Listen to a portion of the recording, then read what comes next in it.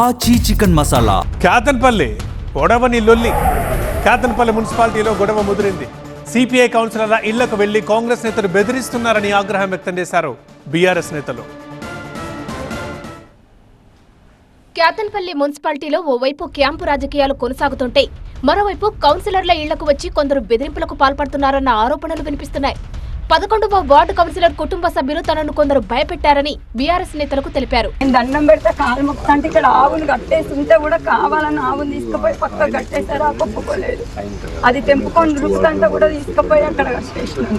సింగరేణి అధికారులను ఇళ్లకు పంపి సిపిఐ కౌన్సిలర్ల కుటుంబ సభ్యులను బెదిరిస్తున్నారని ఆరోపించారు బీఆర్ఎస్ నేతలు. సిపిఐకి సంబంధించినటువంటి 4 సభ్యులపైన మంత్రి వివేక్ వాళ్ళని ఎట్లయినా లొంగ తీసుకోవాలనే ఉద్దేశంతో బేరసారాలు ఆడి దీన్ని డిస్టర్బ్ చేయాలనే ఉద్దేశంతో రెండోసారి కూడా వాయిదా వేయించి సుమన్తో పాటు అనేక మంది నాయకులను జైల్లో పెట్టించి వీళ్ళని వశపరుచుకొని మరి ఈ యొక్క కేతన్పల్లి మున్సిపాలిటీని వాళ్ళు వశం చేసుకోవాలనేటువంటి ఒక దుర్మార్గమైన ప్రయత్నం ఇక్కడ జరుగుతా ఉంది. సిపిఐ కౌన్సిలర్ల కుటుంబాలకు తాము అండగా ఉంటామన్నారు బీఆర్ఎస్ నేత పుట్టా మధు.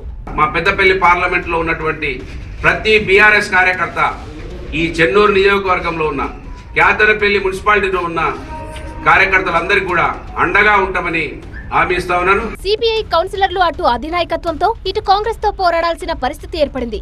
సిపిఐ రాష్ట్ర నాయకత్వం కాంగ్రెస్ కు మద్దతివ్వాలని తెలిపింది. అలా చేస్తే కేతన్పల్లిలో సిపిఐ పార్టీ క్రెడిబిలిటీ దెబ్బతింటుందని, ప్రజలు ఇంకే ఎన్నికలో తమను నమ్మరని ఆవేదన వ్యక్తం చేస్తున్నారు సిపిఐ కౌన్సిలర్లు.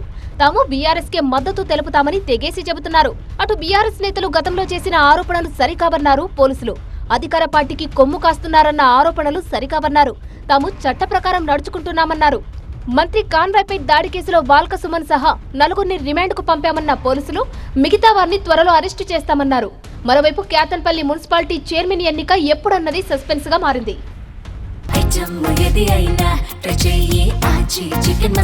ఆచి చికెన్ మసాలా.